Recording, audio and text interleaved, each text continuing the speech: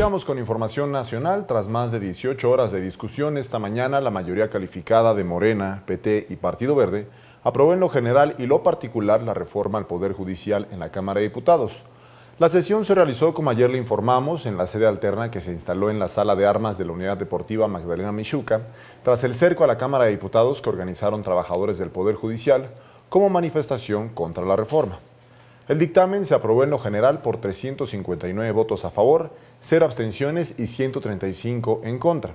Y en lo particular por 357 votos a favor de Morena, del PT, del Partido Verde, 0 abstenciones y 130 votos en contra del PRI, del PAN y del Partido Movimiento Ciudadano.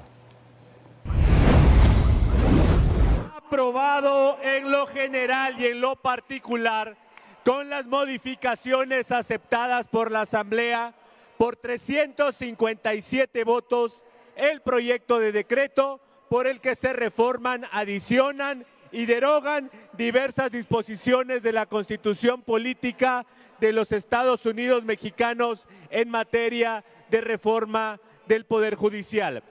Pasa al Senado de la República para sus efectos constitucionales.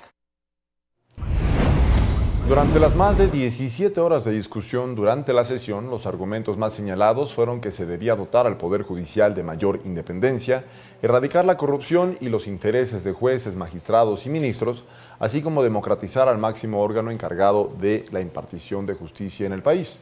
En contraparte, la oposición defendió al estado actual del Poder Judicial. Aquí algunas de esas voces. Porque no van a llegar los más idóneos, porque van a buscar que los jueces, que los magistrados, que los ministros miren a quienes les financiaron las campañas o a quienes votaron por ellos, en el mejor de los casos, o al crimen organizado que los puso ahí. No vengan a mentirle al pueblo de México, tengan la capacidad y vengan y acepten los errores que han cometido. Por eso el pueblo de México el 2 de junio les dijo no a la derecha, sí a la reforma del Poder Judicial, sí a la justicia de los mexicanos.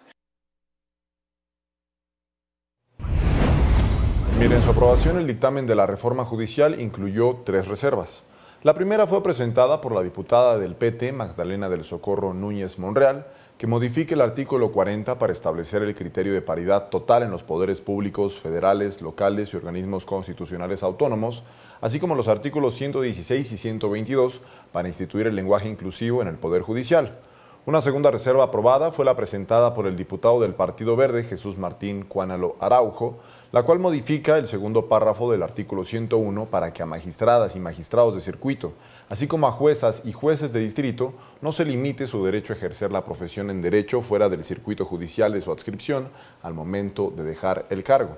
La tercera reserva aceptada fue la del diputado de Morena, Francisco Arturo Federico Ávila Anaya, que modifica los artículos 109 y 110 para que las magistradas y magistrados de circuito y juezas y jueces de distrito del Poder Judicial de la Federación que concluyan su encargo por haber declinado su candidatura o no resultar electas por la ciudadanía para un nuevo periodo, sean acreedoras al pago del equivalente a 3 meses de salario, integrado por 20 días de salario por cada año de servicio prestado, así como a las demás prestaciones a que tengan derecho.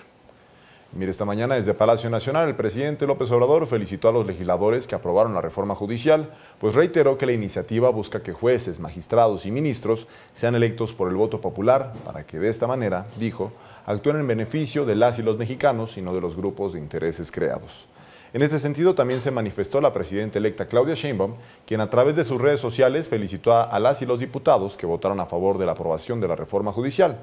Sheinbaum destacó que se está construyendo un México más próspero, democrático y sobre todo justo.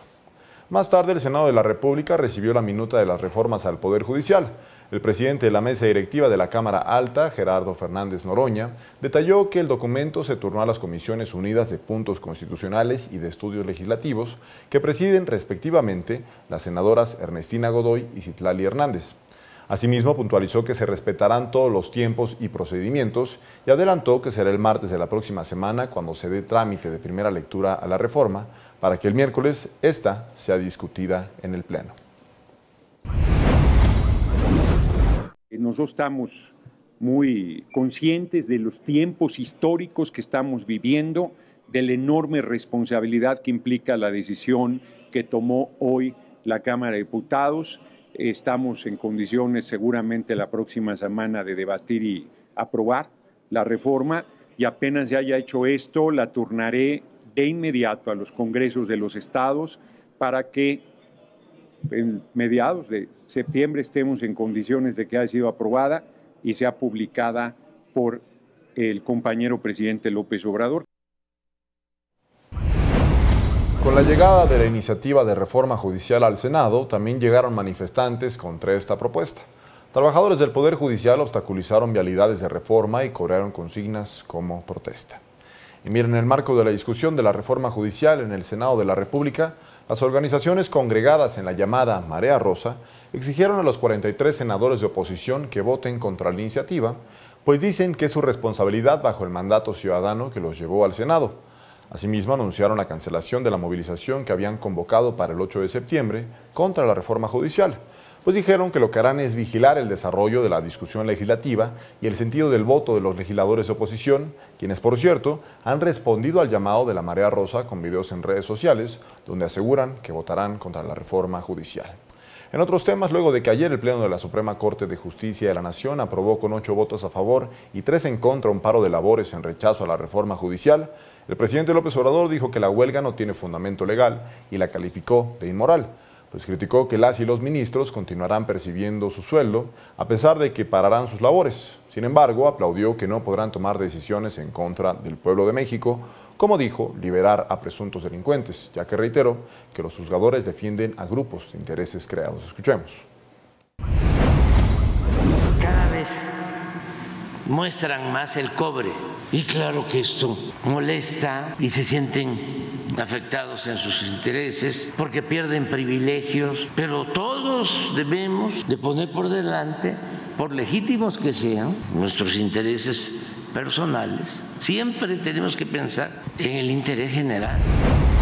Y a través de una carta conjunta, las 3 ministras que votaron contra el paro de labores en la Suprema Corte, Lenia Batres, Yasmín Esquivel y Loretta Ortiz, criticaron a sus colegas por votar por suspender las labores y advirtieron que esta decisión puede considerarse una omisión que debe castigarse con destitución del cargo mediante juicio político e inhabilitación para ocupar otro puesto público.